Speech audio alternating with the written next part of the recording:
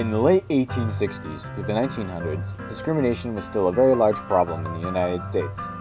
The U.S. had just finished fighting one of its most challenging wars, the Civil War, in 1865. This war was supposed to have freed all African Americans who had been enslaved and made them U.S. citizens. However, their struggle to attain equal rights had only just begun. Throughout the rest of the 1800s and most of the 1900s, they would beg, plead, rebel, and fight for these rights to which they were entitled in what we now call the Civil Rights Movement. This was because white people refused to socially accept blacks as equals. Blacks had to drink from different drinking fountains than the whites.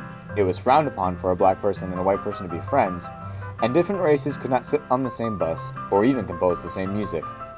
However, music would become responsible for stopping a potential city riot after Martin Luther King's assassination.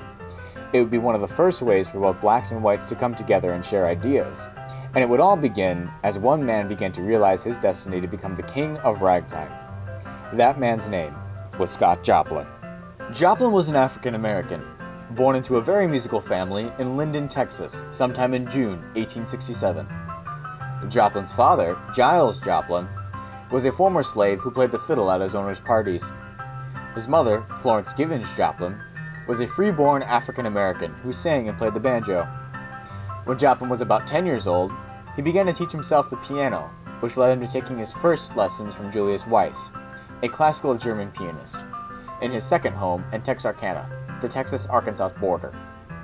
When Joplin was about 20 years old, he left his home and traveled America as a pianist. He spent most of his time in St. Louis, Missouri, but traveled all the way up to Springfield, Illinois, before settling in Sedalia, Missouri, where his last home is still preserved as a National Historic Site today.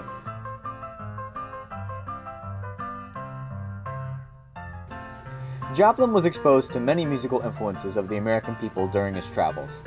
The style that fascinated him, however, was ragtime.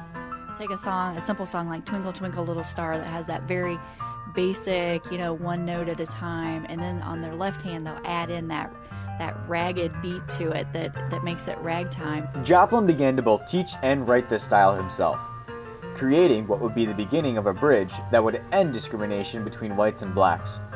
His influence would stretch across America and eventually the world. Joplin would become this influential because he would be one of the first nationally recognized African American composers.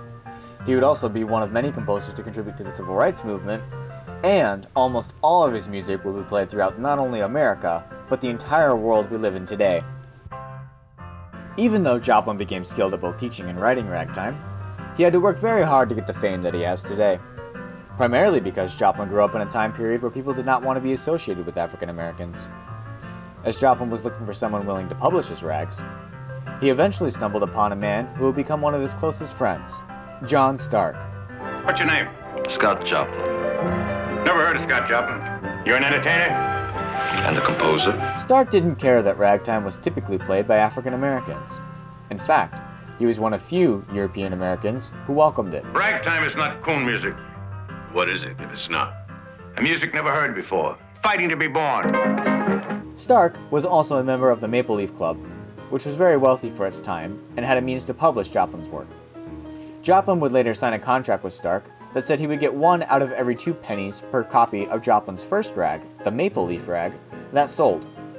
In order to sell the piece, Joplin had to travel, performing it. For a piece of music to become popular, you had to sell it as a piece of sheet music, and then everyone learned to play it, and they'd play it in their homes, they'd play it in gatherings, you'd go to, a saloon to hear it played. Joplin would start at both the Maple Leaf Club and the Black 400 Club. The Black 400 Club was one of the first clubs to have both blacks and whites socialize without social discrimination. Joplin would then travel from Missouri all the way up to New York and back performing this piece. With his first rag alone, Joplin and Stark would make hundreds of thousands of dollars, millions today, because people ordered it all around the country, making Joplin one of the first African American composers to be nationally recognized. Joplin's music was so popular because ragtime had never before been heard by many Americans.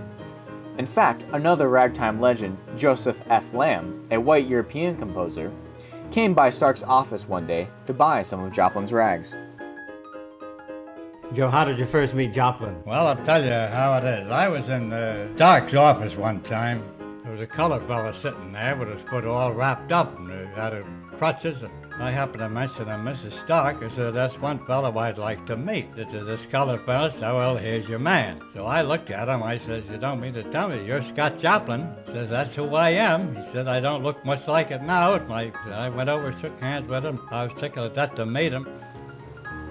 Joplin and Lamb would later co-write a rag called Sensation and publish it in 1908.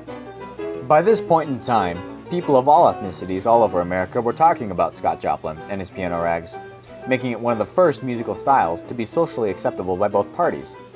With the release of Joplin's second most famous piece, The Entertainer, in 1902, Joplin had gained the financial means to compose his grandest work yet. In 1903, Joplin decided to try something else. He wrote his most significant, but lesser-known piece, The Guest of Honor. I'm gonna write an opera. An opera? An opera in ragtime, a ragtime opera. Why? Because it is right. Because it is their music, con brio fortissimo, and that they will draw comfort from. The Guest of Honor was a theater act that told the story of a dinner between President Theodore Roosevelt and civil rights leader Booker T. Washington on October 16, 1901. This dinner was greatly protested against because Washington was an African American, and it was widely considered a social gathering because Roosevelt's wife and children were to be present.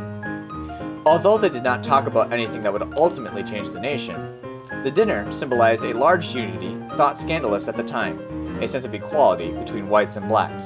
This opera would make Joplin responsible for inspiring many other composers to share their ideas on this topic during the civil rights movement. Ragtime music would also be used to bring peace during what could have been a national crisis. 1968, when Martin Luther King was assassinated, James got on the radio and he appealed to folks to calm down, that he made an arrangement with Channel 2 to broadcast the show live on television. It really saved the city of Boston because that night was very, very peaceful. After Joplin had written and published his score, The Guest of Honor, he used up the majority of his savings to hire an orchestra and 30 people to perform it with him, starting in St. Louis, Missouri, through Pittsburgh, Pennsylvania. During Joplin's tour, someone associated with the company stole the box office receipts. Because of this, Joplin could not meet the company's payroll and had to cut the tour short. The score was said to be left in Joplin's trunk in Springfield, Illinois, and was never recovered. People would later write many books on this event and on what Joplin showcased, all titled The Guest of Honor. Sadly, Joplin lived only a few years more, composing many lesser-known rags, including Lamb's rag, Sensation. In 1917, he developed syphilis and died in a mental institution at age 49. Joplin would later be celebrated for his rags in the movie The Sting, which was released in 1977. Many students who are learning to play jazz on the piano today will play a greatly simplified version of The Entertainer. As their skill grows, they are introduced to the more complex versions of many others of Joplin's works. The same is true for other countries around the world. Italian music teachers, for example, will teach their students the Maple Leaf Rag, and then the full version of The Entertainer as their students progress in skill. In London, American pianist Joshua Rifkin hosted a tribute to Joplin on January 25, 2014, at the Wigmore Hall. Rifkin played The Entertainer, the Maple Leaf Rag, and many others of Joplin's rags. Hundreds of people came from around the world to watch each of those concerts. All of this eventually boils down to three very important things about Joplin. He has a great international influence today. He was one of the first nationally recognized African American composers, and he made major contributions to the civil rights movement with his score, The Guest of Honor. All of these reasons are why he's one of the most influential composers of the jazz era. What he never knew, however, was just how famous and influential he would become. His protest in The Guest of Honor would help lead to the civil rights being granted to all Americans.